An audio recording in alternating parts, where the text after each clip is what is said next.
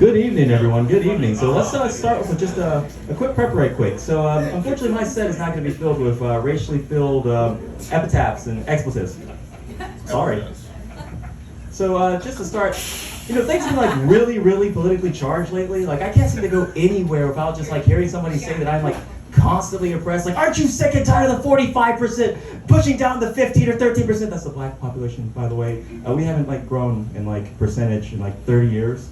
But it's like, aren't you sick and tired? Did you feel like you're being crushed? And I'm like, dude, we're in a Kohl's.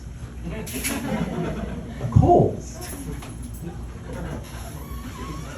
The only cotton I picked is this shirt.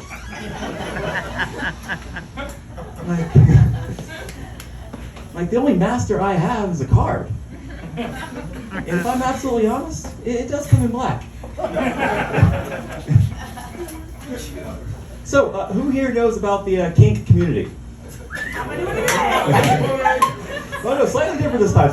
So simply put, the kink community is on the edge of society. We are constantly pushing towards just our own liberation. One of the things that constantly just mars is the fact that we have to fit in little boxes every single day and make sure that we don't break any rules and we don't break anyone's hearts or anything like that. And after a while, you get so caught up in it, you just want to hold a knife and scream.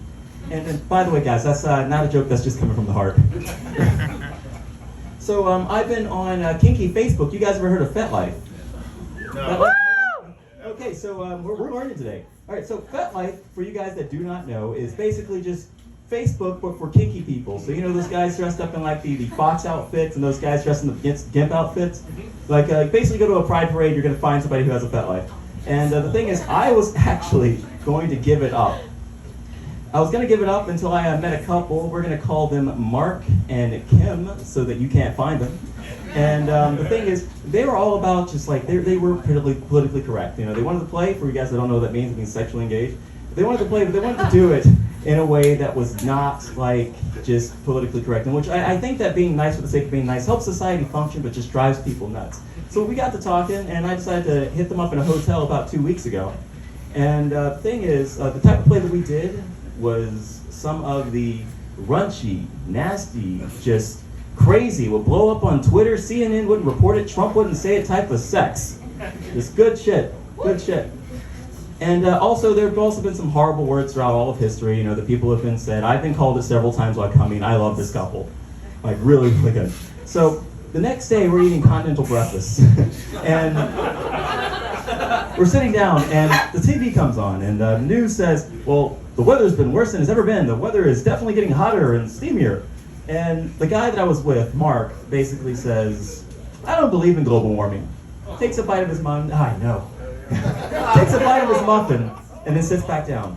And the thing is, this continental breakfast, the room went dark. Everything got quiet. Even though there was like a pancake maker on the side, a bunch of soccer moms rattling kids, I couldn't hear a thing. I was stunned. And I was thinking, right after he said that he went back down to eating his breakfast, like, the other night, they had me tied upside down, fucking me against the wall, as Kim held me.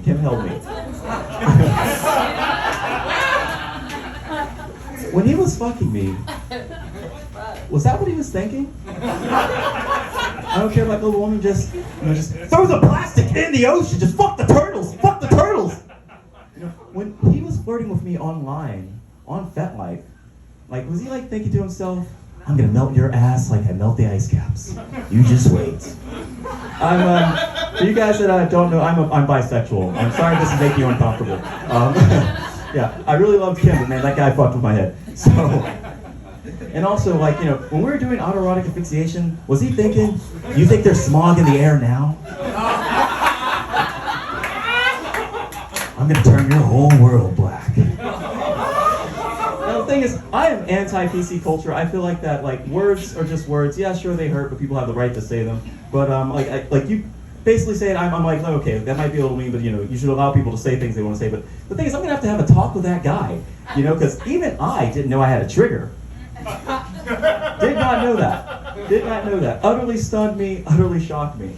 So simply put, I am going to be seeing this couple again. It was damn good. I think I'm ready for like another round or something. I just gotta let him know about the weather and whatnot. You know, so it's like, all right, just don't mention like the climate or anything. No, like, like I just want to be in the mood. You know, like just so. I recently came out to my father. My father's been a huge inspiration for me. You know, he's a nice Christian man, and I was like, "Oh, Dad, I'm bisexual," and he was like, "All right, son. Well, you can love who you want to love, you know. But all I ask, you know, just 4-year-old man, just don't be the bitch." And I look back, and Dad, if you're out there, I'd like to let you know I failed you. You know, but whenever I do, I look up, I say your name, Daddy.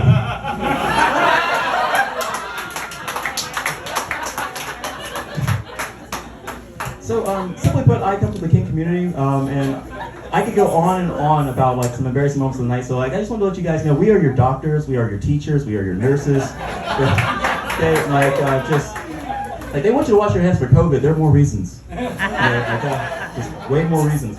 So. I do got a story for you, so go ahead and cancel me, I don't care. I'm a school teacher for University of North Carolina, Charlotte.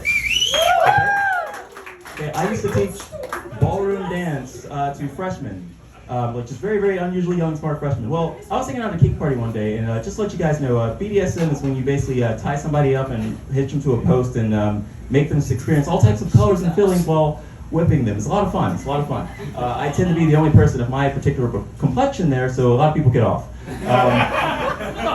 But one time, I had this girl, she was tied up, you know, arm, leg, and I'm whipping her back and forth with a flog, you know, having a great time.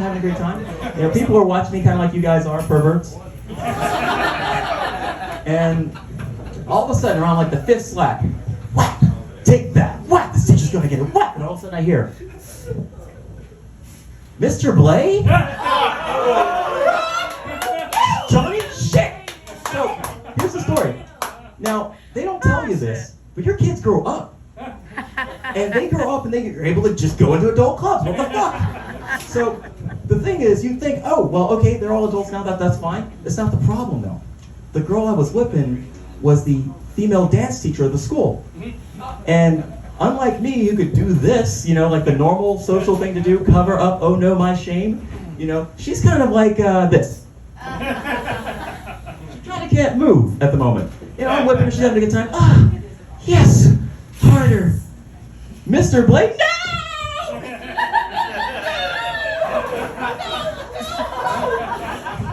And all of a sudden I realized, oh shit, hello students, today we're going to be learning the rumba. This is a particularly sexual rumba, all right? And this is one done with consent. What we're doing is consensual non-consent.